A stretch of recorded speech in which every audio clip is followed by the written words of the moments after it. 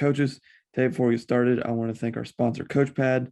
No matter if you draw scout cards by hand or use a program on your computer, CoachPad will give you back time by never stuffing a binder again before heading out to practice. First 13.3-inch electronic device allowing coaches to clearly display scout cards outdoors in the sun has been a game changer for programs this past fall and those currently playing all across the country. This new technology allows coaches to coach and not the monotonous task of stuffing and dealing with binders on the practice field. Check out the CoachPad and CoachPad Mini on thecoachpad.com. Please make sure you check out our sponsors, our affiliates, and here is another episode of the Gap Down Backer podcast.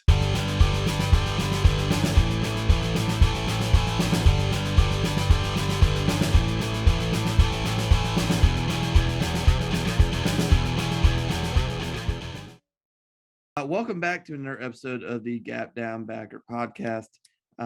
Today we have Coach Scott Cramer, the defensive coordinator, because I can't enunciate today, at Verona Area High School in Wisconsin. Coach, how you doing? I'm doing great. Thanks for having me on. It's a real pleasure. Well, I'm glad to have you on, Coach. Kind of before we get started, though, I mean, you kind of have an interesting background and history and kind of how you end up where you are with your dad being a coach and you playing at Western Michigan. Do you want to kind of get into that a little bit on kind of your background? Sure. Yeah. Try to summarize quickly without boring your audience, but it is kind of interesting. My dad was a longtime coach. He's a Hall of Fame coach here in Wisconsin, won a couple state championships at Grafton High School, and I played for him and coached for him. It was my first coaching job out of college. But he has a very interesting background. He was played at the University of Illinois, and then was a GA at the University of Michigan during the transition from Bump Elliott to Bo Schembechler, and so those connections, his connections run far and wide, and I benefited from those. So. People that have been mentors to me were people that he recruited or he coached in both college and in high school. He went on to Northern Illinois University, where that's where I kind of grew up. And I could talk about that later if you want, but I remember hanging 16 millimeter film clips on our kitchen wall with masking tape, helping my dad. I thought it was the coolest thing in the world, and that was my introduction to football scouting in the 70s. And from there we moved to Grafton, and that's where I kind of grew up and played. But so my connections run through my dad. I was recruited by Greg Mattison, who those of you in Ohio and Michigan and many other places may remember, but he retired after being the defensive coordinator at Ohio State for a couple of years. I was recruited by him at Western Michigan University, and still in touch with him. Just saw him this summer, and he was a huge influence. Our coaching staff at Western Michigan, Jack Harbaugh was our head coach my freshman year. John, who's now the head coach for the Ravens, was a GA and my position coach. Brady Hoke was our D-line coach, and he's the head coach at San Diego State. Coach Mattison was our defensive coordinator. And the list runs on, and the irony of the whole thing is that they were fired after my freshman year. And it was an early introduction into football coaching, I guess, for me. But, things worked out for them. They were young coaches, and Western maybe didn't have the resources that they needed. I think they were just developing. But to be in a room, even, as an 18-year-old with all those coaches, man, I just soak that in, and I think I was able to soak it in because my dad had taught me to soak it in. I grew up around football, so that was, I was so lucky just to have that. And then we got a new coaching staff at Western. Coach Al Moldy was our head coach.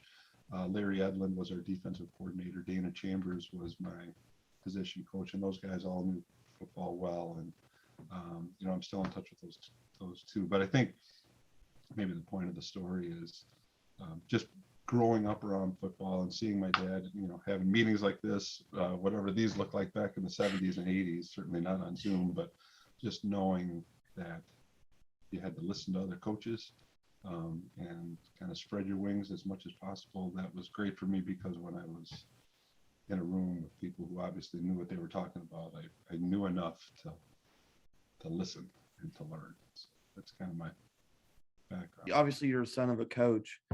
I mean, I'm always curious when I talk to sons of coaches because they seem, how do I want to phrase this, different. Or advanced, really honestly. And you can look at that. I mean, whether you look at high profile or low profile guys, the obvious high profile guys like Lane Kiffin is the like example of that pedigree. Bill Belichick is the example of that pedigree. Nick Saban is a son of a coach. Like, why do you? And I mean, this is very opinion based, but why do you think sons of coaches are so successful? Is it because they're around it their whole life? Is because they just had different experience? What kind of, as a son of a coach, think helped lead you to be more successful? Yeah, that's a really great question. And I don't know that I've given it maybe as enough thought as I should, but I can offer you my opinion. At least in my case, my dad, when I expressed my interest in football, my dad was willing to give me whatever we wanted to do. He wasn't, both he and my mom, they weren't those parents, like the high pressure parents. They wanted me to enjoy playing, but I also got to be around, like I said, I got to be around coaches. I mean, the list of name goes on, and I don't want this to sound like name dropping and things like that, but you may remember the name Mike Hankowitz, who retired from Northwestern a couple of years ago, defensive coordinator, right? Well, my dad was involved in recruiting of him at the University of Michigan as a GA. So I got to, like, when I was in maybe middle school, I got to sit in at conversations or just be in the family room when Coach Hankowitz and my dad were talking at our kitchen table, and what I learned, this is my take, and maybe I can spin this forward. I learned to appreciate kind of the backstory of football and the combination of art and science and psychology that football coaching was, that maybe a player that doesn't have a coach in their house can't appreciate. So maybe that lends to the success. I've now coached both of our sons, and I've tried to take the same approach. Like, hey, if you love it, I'll tell you what I can, but I'm not going to push you on it. So I think there's a million ways to go about it, but I would imagine it's like anything. If you're a chemist or a politician or a football coach, if you're able to see the backstory of it, if you're able to hear all the effort and all the thinking and all the care that goes into it, you learn to appreciate it.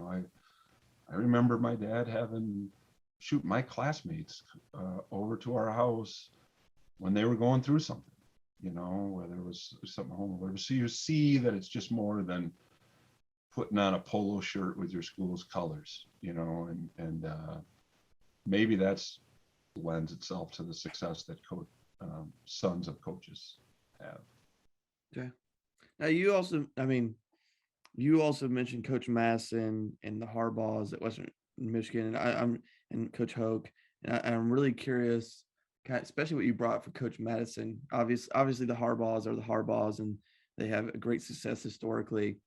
But I think if anybody that follows defensive football, I mean, you're also obviously a high school DC. I've spent time as a high school DC.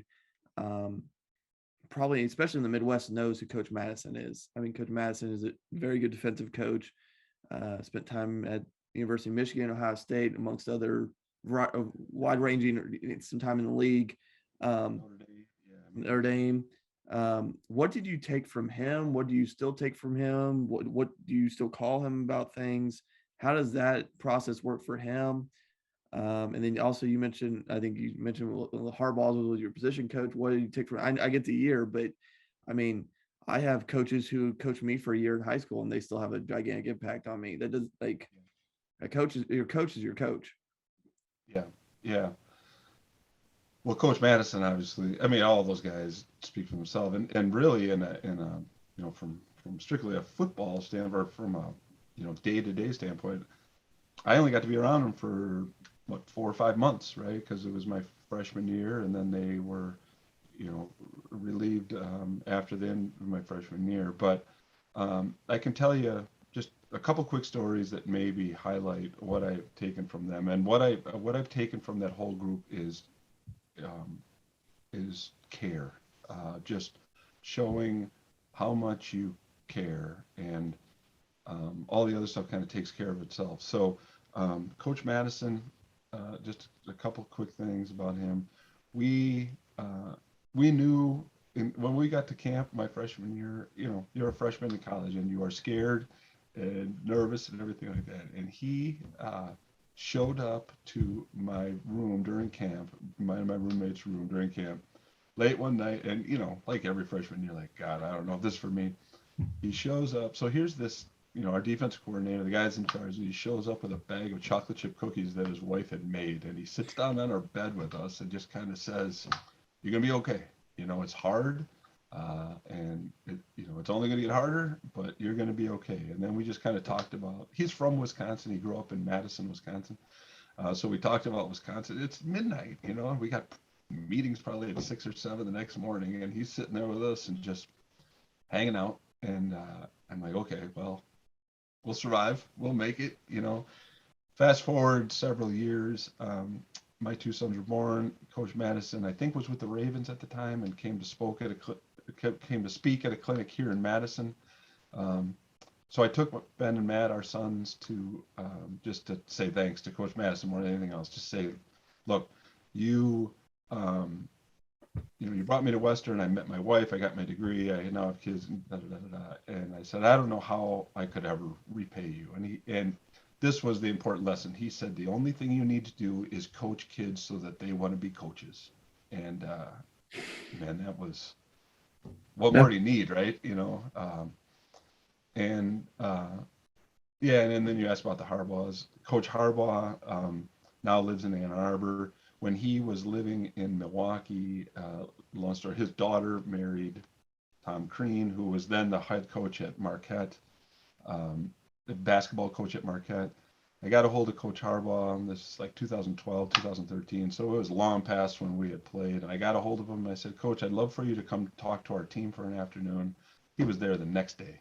And so it's just care like that. And John Harbaugh, I have not talked to for a long time, but man, he was a GA, and he just, he just showed care. I don't have a better term for it other than just, you can be tough and you can be hard and demanding and stuff like that, but just care. And those, when you're an impressionable teenager, those lessons stick. Yeah, for sure.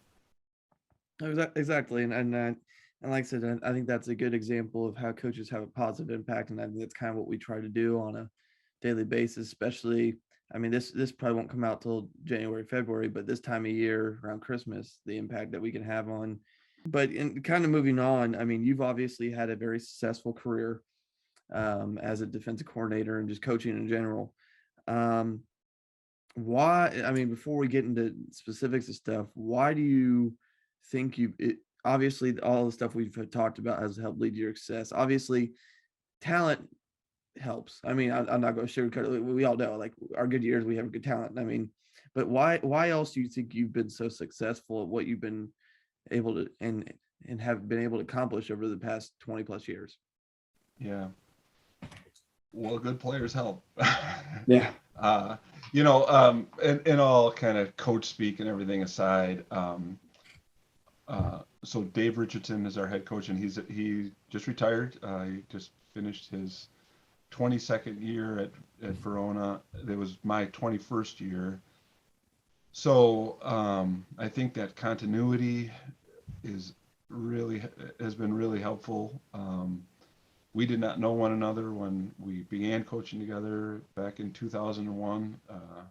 Obviously, we know one another quite well now, but just that ability to give a head nod or something during practice and know exactly what one another is thinking and what Dave wants, that's been helpful. kind of all the stuff we've been talking about for the last few minutes has been huge. I'll start with my dad. I'm able to ask him. I mean, he's 80. He celebrated his 80th birthday in June, but he still follows the game, and he and my mom still come to games, and he still knows what he's talking about. So having a resource like that is great. Um, our talent has, we've had talented players. I don't think it's been any different than anyone else's in our league or in our area. So then it just kind of comes down to studying teaching methods and knowing how each of your players learns, and knowing what they care about, and trying to emphasize the importance of having them care about one another, making it fun, and making things, um, bending learning towards their needs. That has been a big change for me. I'm not a teacher. I'm not in the school, so I study teaching methods a lot in the off season. And what used to be a half an hour talk with me on a whiteboard is now a 7-minute meeting with a couple of hotspots on video screen, pointing out to them things that we did in practice that show up in game film, and then going to our individual meetings. But I ask our position coaches, if you're talking for 10 minutes, that's too long. So I think it's just been a combination of all that. It's players, and that's coach speak too. But my goodness, if you don't have decent players, you're in trouble. So that is a credit to what Dave has developed, in our off-season program, things like that. And, we've had our struggles too, like everyone does. But Yeah. Can you build off that a little bit? Because I think I'm always curious about how people teach, approach teaching methods. Because you mentioned obviously, and you're right. I mean, we can't stand in front of a whiteboard for 30 minutes anymore like we used to, or like we did when we were younger. But how has that evolved, and what does that kind of look like for you guys? Especially because I'm always really curious on people install, because is there a better way I could teach my kids? Um, how has that? What is kind of an installing your defense during the summer? Obviously, you have the benefit of you've been in the same place for a while, so it's kind of kids. I mean, unless there's some major changes, kids know what's going on. Like there's might be minor adjustments from year to year, but how how do you approach that teaching? What does that look like come the summer/fall? yeah. So we don't. I know in other states there is, an extended summer period. We have 5 contact days in the summer, and by contact it just means coaches in contact with players. So it's essentially 5 practices during the course of the summer before preseason camp starts. Defensively, we spend a lot of that time um, uh, in what we call it cross training. Some people call it circuit training or individual, but basically we are reintroducing defensive skills to all of our players, freshmen through seniors, and also trying to figure out who does what best. So we make sure that all of our coaches have eyes on all of the kids who show an interest in playing defense. So that's during our contact period. We don't do a lot of team. We do a little bit of install, but not much. The continuity piece has been really good because now, what we do, they do in our youth program to some extent. And kids just kind of know our defense pretty well. I mean, then we get into preseason camp and those non-padded days and things like that. And that's where we do our install. But what I've done, we have, like every coach, you have kind of this wish list of, God, if we had infinite time and infinite days and all of our kids were smart and, whatever, and don't have anything else, we have this huge laundry list. So, right, like, oh, I'd love to do all this stuff. But what I've done, what has been helpful for us is we have what we call a core progression, and it kind of explains itself. But we put in our 3-4 stuff, our 4-2-5 stuff, just the base. Like, what do we need to carry into game one? What do we need to carry in to our first conference game? And those are the things that we hit on first. And then we kind of sprinkle things in as we go. I think the biggest impact is maybe not what we do, but how we do it. My dad, as I mentioned, my dad's a coach, and he always comes to a preseason practice, and he just shakes his head and laughs. truly our meeting room. I want it to hit all the senses, the touch and smell and taste and sound. So we have music playing through the course of our meetings that you can probably I'm barely audible over. We have a disco ball going. They always have snacks to eat, and we have the oil incense thing going. So it's like you want that learning experience to be the highlight of their day. You know, so those 15 or 20 minutes to be the highlight of the day. You want it to taste good and smell good and look good and sound good and everything else. So I think that's been as big a part as what we teach is just them looking forward to learning, looking forward to the learning environment. Yeah, no, exactly. And you kind of build off that. One of those answers is obviously you float between a 3-4 and a 4-2 with given personnel and schemes and all that. And I'm always curious why people choose schemes. Why is the 3-4 your base scheme? The 3-4 is my base scheme because that's what I grew up with. You know, as I mentioned, you know, my dad went back to Michigan, slant and angle 50. I know that defense, man. I know that defense as well as I know any subject I was taught in school. At least I think I do. I should qualify that.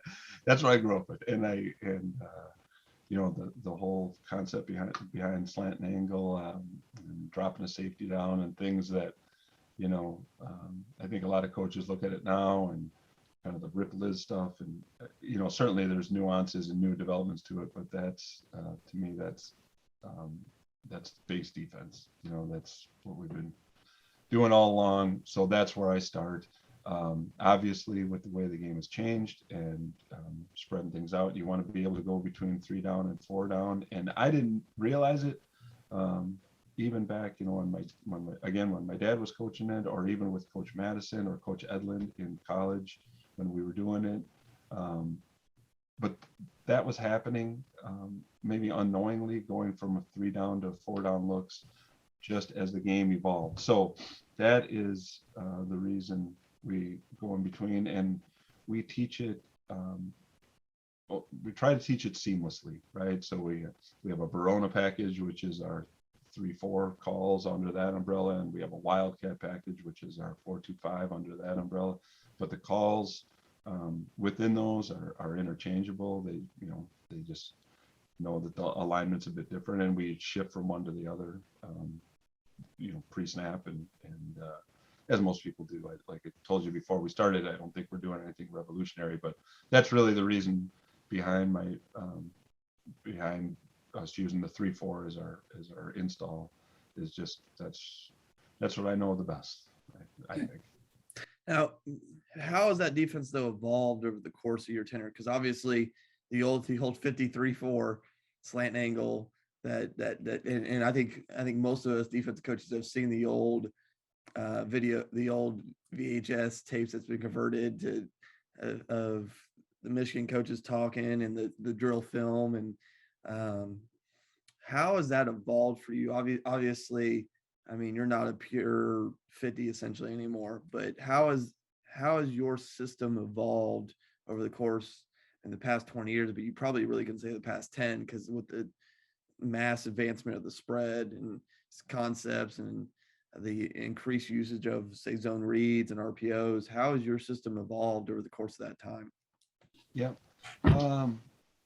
Yeah. So on the big, on, you know, the high level, I would say that a couple of big changes, and I don't want to say this one's the biggest one, or whatever, but a couple of big changes is the change from kind of old spot drop zone coverage to pattern match coverage. That has been a big change, you know, probably over the last 10 or 15 years that we've used and that we've seen.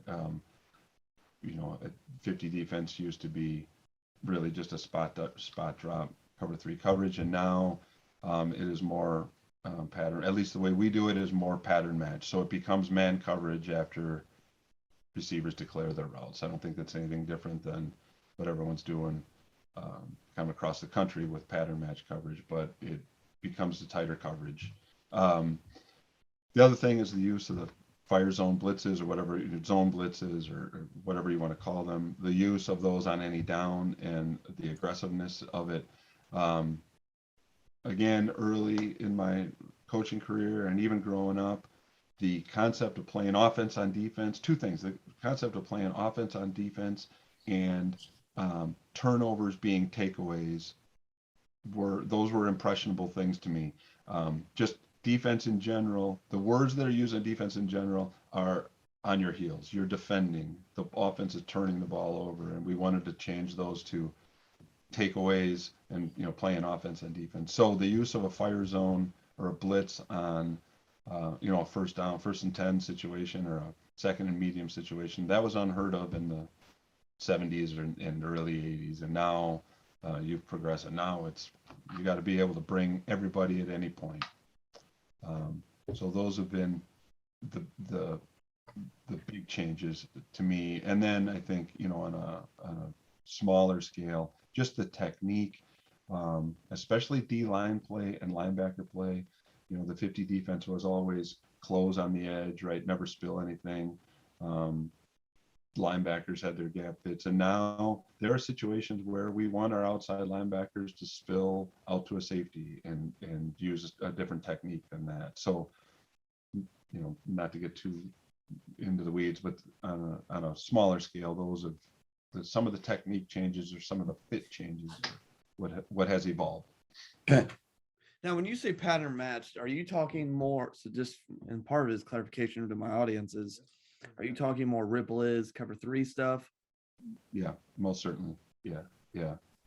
Now, when you, and because I have a buddy who also runs Ripple is, and it's finding information on it is a whole nother concept. And there's more now. Obviously, my YouTube channel, Coach Vass, has 18,000 resources that he drops everywhere. But when you first looked at adding Ripple is match, where did you go for that? And what was that progression like, going from spot drop, which I think we've all played at some point and coached at some point, to, Ripple is, which is, as Nick Saban would say, just that hybrid 1-3 coverage that you have to use to stop Dan Marino. Yeah, he has a great quote about that, right? Yep. Yeah. As far as resources, it again is just, it was me talking to people, everyone from my dad on down to high school coaches. There's some really talented, knowledgeable high school coaches here in Wisconsin that I talked to, and you just kind of filtered things out. I talked to some college coaches too and learned what they were doing, and it is high school, so I would love to tell you that we're doing all these nuanced things and everything, but these are the same kids that are worried, they're worried about getting the keys to mom's Toyota after the practice. So you can't fill their heads with too much information. You've got to make it as economical as possible. But so that's how we learned it, and we just wanted to make it, for me, I wanted to make it so that we could dictate the drop down safety, where that was going, if it was going to passing strength or to the heavier light side as far as run, that's what we refer to as run strength, or drop it down to a particular player or position on the field. And then we just knew that we needed to tighten up our coverage technique. So that was on the edge with the corners, that was the idea behind the pattern match there, is just allow them to release a route if it's immediately declared under or flat, but if not, then they lock onto that. The other thing that has been really helpful, and I just want to mention this too, is about 12 or 15 years ago, we started in Wisconsin. I and a few other coaches started a thing that we call a defensive summit, for lack of a better word, but it's a day of just coming together, and it's teams that have played, it's defensive coordinators and defensive coaches, about 10 schools that have played one another in the playoffs and compete against one another, things like that. But it's the only rule is that there's no secrets, and we come together in a room for a day, usually in February, and just, here are the problems I'm having, how do you guys handle it? And that was very instrumental to me, just kind of piecing together where our defense is now, because again, it just kind of came back to listening to what other people are doing, the trouble they're having, the success they're having, and how how they're solving problems. Now, continue with the Rip Liz stuff, and I'm curious about the practice portion of it. Is Yep. when you installed Rip Liz, how did that change practice structure, drilling, or did it? Obviously, some drills will change, but how overall did that change how you practice, how you taught coverage? Because obviously, it's a different way of teaching coverage than spot drop. So how did that conceptually change? Yeah, great question. One of the things that has been really helpful for us is running a half line. We call it outside drill, but it's just basically a half line pass drill, and it's so when we run Rip Liz, we feel like what people are calling Rip Liz, we have the ability to make any of our 4 DBs in our 3-4 stuff, or our 5 DBs in our 4-2-5 stuff, make them the drop down, so we can drop a corner, either corner down or either safety. So we do this half line drill, and it's just defensive players against defense usually, but and it's a walking speed or jogging speed, and we'll just say, our call for the corner is the drop down guy, and here are a couple common routes that we're going to see, the route combinations we're going to see. So we'll go R2 against an offense is 2 or an offense is 3, and it gives us the ability to coach it a little bit tighter and slow things down. So that's been the change. So we took time out of the big picture skeleton pass 7-on-7 stuff and made it half line. And yeah, I guess to continue on that, practice for us has become a lot more moving meetings instead of classroom meetings, but on our feet, 5 or 10 minutes here or there through the course of practice. Okay, let's work on field safety as the drop down. Here's 3 route combinations. Let's spin through those quick. You can take 5 minutes in a practice segment. So just the progression of practice time has changed for us, just to add that moving meeting element. Yeah, I'm just curious because again, going back to, I'm always interested why or how people do that. Really, the last set of questions for you, and I know you've done some stuff on this before, but I'm always curious, especially as I head into our next season, is game planning. I'm always interested in people how to attack things and look at things. First, how has your game planning evolved over the past 20 years? I'm always looking to see how people's transition over the years. So first, how has your game planning evolved? Well, huddle has been a blessing and a curse to all of us, right? Because of the existence of just the internet, use of internet in general. If you can believe it, Nick, I was coaching before there was an internet, for God's sake. So, trying to get a hold of videotape and things like that. I mean, that's obviously changed. So just the access to data has changed. For me personally, what was really helpful for me, as I mentioned to you before, I'm not a teacher. I'm part owner of a civil engineering company in Mattison.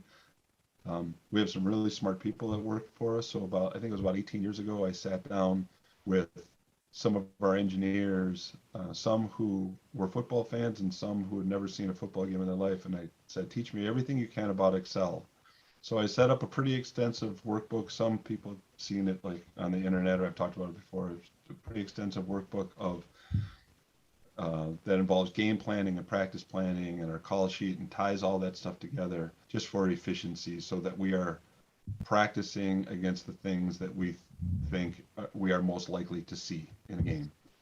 And so back to your original question, the game planning piece of it has been a bit more data driven in the initial phases, when you're first getting ready for a team, just trying to gather as much data as you can.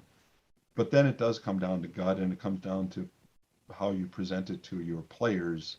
And you can't give them all that data, but if you can give them a couple things right? Like, maybe 80% of it you cut out, but there maybe are a couple formations or a couple tips, right? That are just like we would want when we were sophomores in a social studies class. Like, I want to peg those couple essay questions, right? And I want to know them. So those are the things that we look for, these, like the nuggets, right? Like, especially third down. How can we get off the field? If they give us this, we know what we're doing. And then that confidence builds on itself. So um, the ability to access data, process that data, and then winnow it down to teachable pieces has been the biggest change for me. Okay. Yeah. At the same time, that all that data driven information, how has that affected your call sheet over the years? Has your call sheet gotten smaller? Has it gotten larger? Has just massive columns just X'd out and put new ones in and the focus change? How has that data now pushed your call sheet for a game? Obviously, there's a lot of stuff that's still gut oriented in a game. I don't think now should and will never go away, but how has that information modified what you take into a game day situation? Yeah. Um, I would say that my call sheet, I've never used everything on my call sheet going into a game, but what it has allowed me to do is, looking at film and just considering games against these opponents in the past, to try to play out as many situations as possible in my head. And if this were to happen, what would we call? The thing about it to me is that you cannot give your players every situation. If they're going to do this, we're going to do this. You can't, and especially now, just with the way they learn and their I don't want to say lack of attention span, but just a shortened attention span, but with heightened awareness. What I try to do as often as possible is, if you get this call, if I give you guys this call, we're doing it because this is happening. So it's almost like a internal alarm bell goes on. So my call sheet is probably a bit more extensive than it was 10 years ago, is in terms of situational things.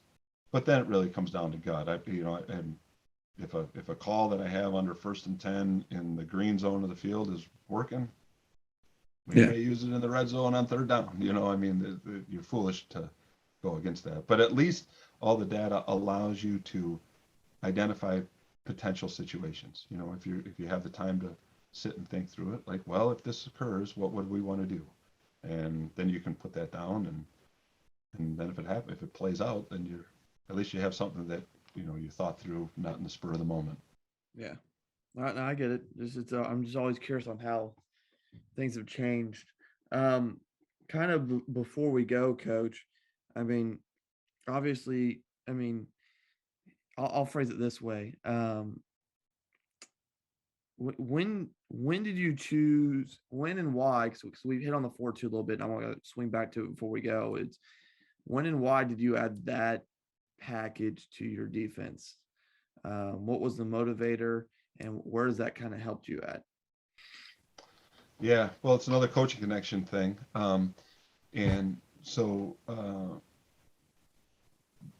we were running, it was a 3-4, kind of hybrid 3-4 that we would, not hybrid, but we would go over and under. And I knew that we needed to have the ability to adjust and the ability to have some hybrid players as formation started to get wide. And this was probably like 2004, 2005. At the same time, I ran into Jim Knowles, who was the defensive coordinator at Western Michigan University, and he is, someone that has been in the news lately, obviously, and he has become such a great friend and mentor. He is so giving of his time and information. So I spent a fair amount of time with him just on the phone or going over to Western and meeting, and then just talking to him more about the 4-2-5. And the reason that it appealed to me is it not only is like the classic 4-2-5, but we've developed the ability to use hybrid players. I talked about that before, just the cross training. So if we have a player that we can kind of move around from linebacker to a rusher to a safety, we will do that. and it just gives you the ability, even in game, to fix things, and that has been so instrumental to us. Where we go into a game, think, okay, we're going to be in a 3-4. Well, we'll we'll run our 4-2-5 stuff, but then our 4-2-5 stuff, as crazy as it sounds, we can make a few calls and it almost becomes a 3-3-5, and because Yeah. you have this adjuster guy that some years he's a a sectional qualifier at 160 pounds in wrestling, and some years he's a three technique 210-pound guy that also plays basketball. And um, but talking with Jim especially about that has been really really helpful, because I'm comparing a local piano player to Beethoven here, so I mean it's a little bit apples and oranges, but he has this unique ability to kind of sift things down. Like, hey, Scott, we're doing X, Y, and Z. You may want to try X or a Yeah. subset of X. And that's, God, that's been so helpful. He's just been so giving, and you can ask for a better relation. I wish I could give something back to him. Yeah. Yeah, Well, it'll be interesting to see what he does at his new place. yeah, Obviously, he'll be about 45 minutes from me, so that'll be nice. Um, that'll but be a great uh, resource.